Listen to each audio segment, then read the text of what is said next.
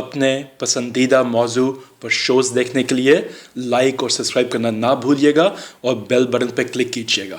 Programme حقائق میں آج ہمارے ساتھ مشہور ٹی وی اینکر اور تجزیہ کار جناب انعام شیخ صاحب موجود ہیں، اور ناظرین، بات ہم کرنا چاہ رہے ہیں ایک ایسے موضوع پہ جو ہماری جان سے بھی ہمیں زیادہ عزیز ہے، جس کا نام پاکستان ہے۔ اب ان کچھ ایسے، میں لفظ تلخ بھی استعمال کروں گا کیونکہ میرا خون کھول رہا ہے، کچھ ایسے بے غیرت اور بے حیا لوگ موجود ہیں، ایسے لٹیرے ڈاکو چور جو ملک سے بھاگ کے گئے ہوئے ہیں، وہ پاکستانی فوج کے خلاف اپنی گندی زبان سے ایسے ایسے غلیظ الفاظ استعمال کر رہے ہیں جس سے میں نہیں سمجھتا کوئی ایسا پاکستانی جو اگر صحیح النسل ہے، میں ساتھ یہ بھی کہہ رہا ہوں، اور جس نے پاکستان کے بارے میں کبھی درد محسوس کیا ہے، وہ ان چوروں اور ڈاکوؤں کے بیان پہ آزردہ نہ ہوا ہو۔ پہلے نواز شریف نے وہاں آ کے ہرزہ سرائی کی، اور اس کے بعد اس کی وہ بیٹی جو پوری دنیا میں جھوٹوں کی ملکہ جانی جاتی ہے، جس کی مہارت جھوٹ صرف جھوٹ ہے، اس سے پھر باتیں کی، اور اس کے بعد ان کے پالتو جوتیاں چاٹنے والے جو ان کی ٹکٹوں کے محتاج ہیں اور جو سمجھتے ہیں کہ پتہ نہیں ہمارے یہ خدا ہی یہی ہیں، ان کی جوتیاں چاٹنے کے لیے، اگلی ٹکٹوں کے لیے وہ پھر انہوں نے نئی بکواس شروع کر دی۔ میں بکواس خود نہیں کہہ رہا، یہ شبلی فراز صاحب کے بھی لفظ ہیں، اور شہباز گل صاحب نے آج جو بڑی دردناک انداز میں سارا انالیسس کیا اس چھوٹے ڈاکو کا، جس کا نام ایاز صادق ہے، جس نے قوم کا 4 ارب روپیہ صرف اپنے الیکشن پہ لگا دیا تھا، اور اس کے سردار جو تھے، ڈاکو جو تھے، انہوں نے اس کو الاؤ کر دیا تھا کہ تم 4 ارب روپیہ لگا سکتے ہو، جتنا جی چاہے خرچ کرو۔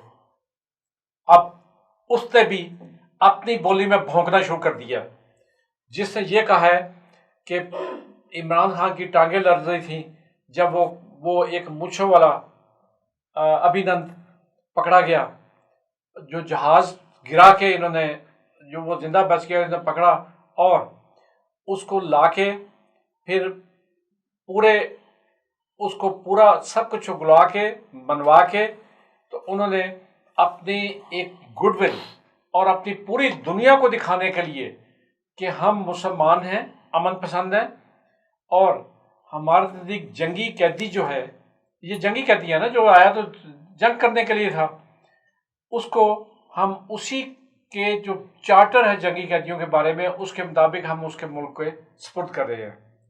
انعام صاحب، یہ میرے نزدیک انتہائی دکھ کی بات ہے، انتہائی تکلیف دہ ہے۔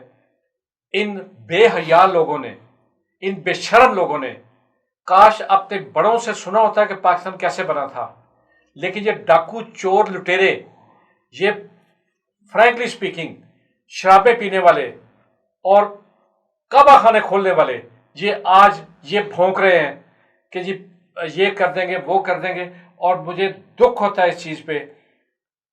مطلب میں ہوں تو میرا اللہ گواہ میں برداشت نہ کروں، لیکن آفرین، صد آفرین ہماری فوج پہ کہ وہ ان کی بھونکنا سن کے بھی ابھی تک پورے صبر تحمل کا مظاہرہ کر رہے ہیں۔ آپ کچھ اس پہ روشنی ڈالنا چاہیں گے؟ آپ بھی تو ایک اچھے اینکر، اور مجھے یاد ہے ہم نے کئی پروگرام میں شرکت کی جس میں آپ ایک سچے پکے پاکستانی کی حیثیت سے شامل ہوتے ہیں۔ ان کا کیا علاج کیا جائے؟ بسم اللہ الرحمن الرحیم۔ بہت شکریہ بٹالوی صاحب، آپ نے اپنے پروگرام میں مجھے انوائٹ کیا اور مجھے موقع دیا اتنے امپورٹنٹ ٹاپک پہ گفتگو کرنے کے لیے، میں آپ کا بہت مشکور ہوں۔ بٹالوی صاحب، اگر تھوڑا سا آپ اس کے انالیسس کر لیجئے تو سب سے امپورٹنٹ جو چیز آپ کو پتہ چلے گی وہ یہ ہے کہ 5th جنریشن وار چل رہی ہے۔ 5th جنریشن وار آپ کو بھی پتہ ہے اور مجھے بھی پتہ ہے کہ میڈیا کے اوپر لوگوں کا دماغ چینج کر دینا، لوگوں کا مائنڈ سیٹ چینج کر دینا، لوگوں کی پرسیپشن چینج کر دینا۔ پرسیپشن کیا ہے؟ پاک فوج کے خلاف آپ دیکھیے تواتر کے ساتھ حملے ہو رہے ہیں، چاہے وہ باہر سے ہو رہے ہیں، چاہے وہ اندرون ملک ہو رہے ہیں، پاک فوج پہ حملے کیے جا رہے ہیں، کیونکہ دنیا کو پتا ہے کہ اگر پاکستان پرسکون پاکستانی آج اگر بیٹھے ہوئے ہیں، پرسکونی اپنی زندگی گزار رہے ہیں، یہاں رات کو سکون کی نیند سوتے ہیں، تو وہ صرف پاک فوج کی وجہ سے۔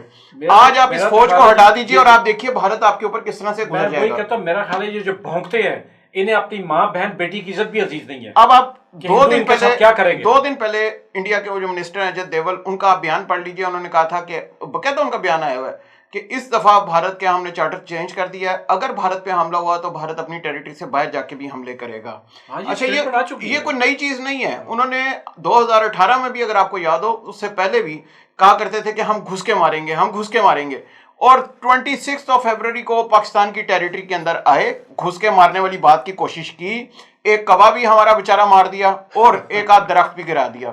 اب آپ دیکھیے اس کے رسپانس میں I was member of that press briefing وچ ISPR ڈیڈ، اور جس میں انہوں نے جناب آصف غفور صاحب نے بڑا کلیئر کٹ کہا تھا کہ ہم ان سے بدلہ لیں گے، اپنی مرضی کی جگہ پہ بدلہ لیں گے، اپنی مرضی کے مقام پہ بدلہ لیں گے اور اپنی مرضی کے ٹائم پہ بدلہ لیں گے. جب ان سے میں نے کوشچن پوچھا کہ سر آپ کس وقت بدلہ لیں گے، انہوں نے کہا یہ ہماری مرضی ہے، ہم اپنے کس ٹائم پہ بدلہ لیں گے، جب ہمیں مناسب ٹائم لگے گا ہم بدلہ لیں گے. I was also part of that press conference. پہلے پریس بریفنگ تھی، اگلے دن پریس کانفرنس ہوئی جس میں انڈیا کے 2 جہاز مار گرائے، ایک نہیں 2 جہاز. اگر پاکستان اتنا ڈرتا تو پھر وہ دوسرا جہاز جس پہ اندر وہ دوسرے پائلٹ کو ہلاک کر دیا گیا تھا، بھارت کو تو چاہیے تھا اپنے ہلاک پائلٹ کا بدلہ لیتا، آتا ذرا ٹیریٹری میں پاکستان کی گھس کے دکھاتا. اس کو پتا ہے بھارت کو کہ میں نے اگر یہ غلطی دوبارہ کی تو میرا کیا انجام ہوگا. یہ پاکستان کوئی بنانا ریپبلک نہیں ہے کہ آپ چڑھ دوڑیں گے یہ کریں گے. بٹالی صاحب اوور آل اگر آپ دیکھیے کڑیوں کو کڑیوں سے ملائیے، اور بلوچستان کے اندر جو اس دفعہ جلسہ ہوا تھا اپوزیشن کا، میں سمجھتا ہوں کہ اپوزیشن کو جلسہ کرنے کا بالکل حق ہے، کوئی ممانعت نہیں ہے، بالکل سیاست کے اندر ہونا چاہیے. لیکن وہاں پہ ایک صاحب نے یہ کہہ دیا کہ بلوچستان کو ہم علیحدہ ریاست بنانا چاہتے ہیں، جو کہ بعد میں انہوں نے اس کی تردید بھی کی اور دل سے، لیکن جو بات تھی وہ نکل گئی. یہ بھی کہہ دیا کہ یہ باڑ ختم کر دیں، آپ باڑ اکھاڑ ڈالیں. جی اب آپ یہ دیکھیے کہ اگر آپ اس قسم کے لوگوں کو آپ موقع دیں گے پنپنے کا، آگے بڑھنے کا اور پاکستانی عوام کے اوپر اپنا تسلط قائم کرنے کا، تو پاکستانی عوام کس کے پاس جائیں گے؟ پاکستانی عوام اگر آج آپ یہ فوج کو ہٹا دیجئے جس طرح یہ چاہ رہے ہیں، اور جس طرح کہ انہوں نے ڈرامہ کراچی میں کیا تھا فوج کے ساتھ کہ ہمارے فوج ہمیں اٹھا کے لے گئی اور یہ کر لیا اور اغوا کر لیا. کبھی آپ سوچئے ذرا، صرف ایک چیز پہ میں آپ کی توجہ دلاؤں گا، ایاز صادق صاحب کو کیا ضرورت پڑی تھی اس ٹاپک کے اوپر آج گفتگو کرنے کی، جب 2 دن پہلے اجے دیول کہہ رہا ہے کہ ہم انڈیا اس ملک کے اوپر اٹیک کرے گا جس ملک نے انڈیا پہ حملہ کیا. تو ان کا ذرا بیانیہ آپ غور سے دیکھیے، انڈیا کی سٹیٹمنٹس میں لا لیجئے. ابھی انڈیا اور امریکہ نے ابھی ایک ایگریمنٹ سائن کیا ہے جس کے تحت امریکہ اس کو پوری سیٹلائٹ سہولتیں پرووائڈ کرنے جا رہا ہے. ویسے تو پہلے سے انڈیا کے پاس 9 سیٹلائٹ ہیں سرویلنس کے، لیکن یہ جو سیٹلائٹ ہے یہ 360 اینگل پہ گھومتا ہے، یہ ملٹری سیٹلائٹ ہے، اور اس کے اوپر آپ ہر چیز بڑے غور سے دیکھ سکتے ہیں. تو ایک طرف امریکہ پورا نیکسس کریٹ کر رہا ہے انڈیا اور اسرائیل کا، اور دوسری طرف پاکستان کو 2 قسم کی مصیبتیں، پرابلمز، وار کا سامنا ہے. ایک دہشت گردی، جو ابھی آپ نے دیکھا ہے پشاور کی مسجد کے اندر دھماکہ ہوا، دہشت گرد باز نہیں آ رہے، معصوم لوگوں کی جانیں لے رہے ہیں. دوسری طرف 5th جنریشن وار. ہم اس 5th جنریشن وار کے اندر اس طرح گھرے ہوئے ہیں، ہمارا دشمن ہمیں اس طرح خراب کرنا چاہ رہا ہے. میں اور آپ بیٹھ کے ادھر کیوں اس چیز کو ڈیفینڈ کر رہے ہیں؟ ہم چاہتے ہیں لوگوں تک، میری طرف سے اگر آپ کا یہ پیغام 4 لوگوں میں بھی پہنچتا ہے، وہ 4 لوگ نہیں ہوں گے، وہ 4 لاکھ لوگ ہوں گے، کیونکہ وہ آگے سپریڈ کریں گے بات کو. ہم پاکستان کی بات کرنا چاہتے ہیں. ہمارے لیے ہماری کنٹری سب سے آگے ہے، ہمارا ملک سب سے آگے ہے، ہمارے لیے اس ملک کی سوورینٹی سب سے آگے ہے. ہمارے لیے ہم کیونکہ کلمہ گو ہیں، ارسپیکٹو آف اینی ریلیجن. ادھر پاکستان میں کرسچنز بھی ہیں، ہندوز بھی ہیں، بہت سارے مذاہب کے لوگ ہیں، لیکن ہمارے لیے یہ دھرتی ہماری ماں ہے. اگر یہ دھرتی قائم ہے تو ہماری عزت قائم ہے. آج آپ بٹالوی صاحب جو لوگ یہ کہتے ہیں نا پاکستان میں قانون نہیں ہے، ان کو کہیے آج سڑک پہ نکل کے کوئی کارنامہ کر کے دکھائیں، آپ دیکھیں قانون پہ کس طرح عملداری ہوتی ہے. قانون اپنی جگہ پہ موجود ہے. ہاں کئی جگہوں کے اوپر آپ کو سکم ہے، ظاہر ہے آپ کو جب قانون سازی کی جاتی ہے اس میں کئی جگہوں پہ سکم ہے. وہ سکم دور کرنا نیشنل اسمبلی اور پروونشل اسمبلیز کا کام ہے کہ لیجسلیشن کریں، ان کو ریموو کریں. میرا یہ گزارش ہوگی پاکستان کی اپوزیشن سے بھی کہ ان کو اس قسم کے نیشنل سیکیورٹی کے اوپر اس قسم کے بیانات نہیں دینے چاہیے. یا صادق کو کوئی ضرورت نہیں تھی یہ بیان دینے کی. اسی طرح میری ریکویسٹ ہوگی اپوزیشن سے، آرمی پہ اٹیک کرنا چھوڑ دیں. یہ سافٹ کارنر بنا کے آپ سافٹ ٹارگٹ بنا لیتے ہیں. میری یہاں ایک بات سن لیں ذرا، مجھے نہیں پتا لفظ پارلیمانی ہے کہ نہیں ہے، لیکن کتا، گھر کا کتا بھی اگر پاگل ہو جائے نا تو اس کو بھی گولی مار دی جاتی ہے. بٹالی صاحب اوور آل اگر آپ دیکھیں نا، اب آپ کس کو آپ مطلب ٹارگٹ کریں گے؟ پی ایم ڈی کا جلسہ ہوتا ہے، اس کے اندر آپ کو پتہ ہے نورانی صاحب کہتے ہیں علیحدہ ریاست چاہیے، اچک زئی صاحب کہتے ہیں بارڈر ہٹا دو، مولانا فضل الرحمان صاحب کہتے ہیں یہ فوج بیچ میں سے ہٹ جائے, ہمیں موقع دیا جائے. نون لیگ کہتی ہے تاکہ ہم جو 45 لاکھ کی لسی پی تھی ہم پورے ملک کو لسی بنا کے پی جائیں. اس کے علاوہ بھی بہت ساری چیزیں ہیں. نون لیگ کہتی ہے کہ شہیدوں کے پلاٹ بھی تو ساتھ ہیں. نون لیگ کہتی ہے کہ ہمیں جناب حکومت دے دی جائے. نون لوگ کو اس وقت تک اسٹیبلشمنٹ بہت اچھی لگتی تھی جب تک اسٹیبلشمنٹ ان کو حکومت دے رہی تھی.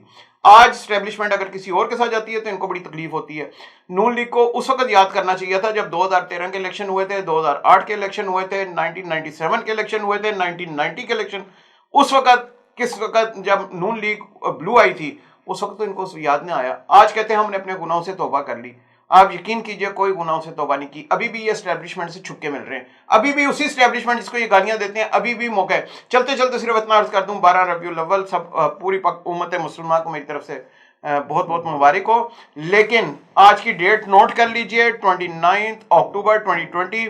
مریم نواز صاحبہ, نون لیگ, ان کی تمام کی اسٹیبلشمنٹ سے ڈیل چل رہی ہے. بہت شکریہ. انعام صاحب, یہاں ایک چلتے چلتے میں ایک انڈیا کو پیغام دینا چاہتا ہوں کہ کسی بھی انڈین کو, کسی فوجی کو, اس کے حکمران کو یہ یاد رکھنا چاہیے کہ ان کی موت کتے کی موت ہے, اور مسلمان کی ماں جب بچہ پیدا کرتی ہے تو اس کی شہادت کی آرزو کرتی ہے. ہم اگر کسی ان کے ظلم کا شکار ہونے جو گئے تو اس سے پہلے ہم انشاءاللہ ہندوستان کا نقشہ دنیا کے نقشے پہ نہیں ہوگا, میں آپ کو بتا دوں.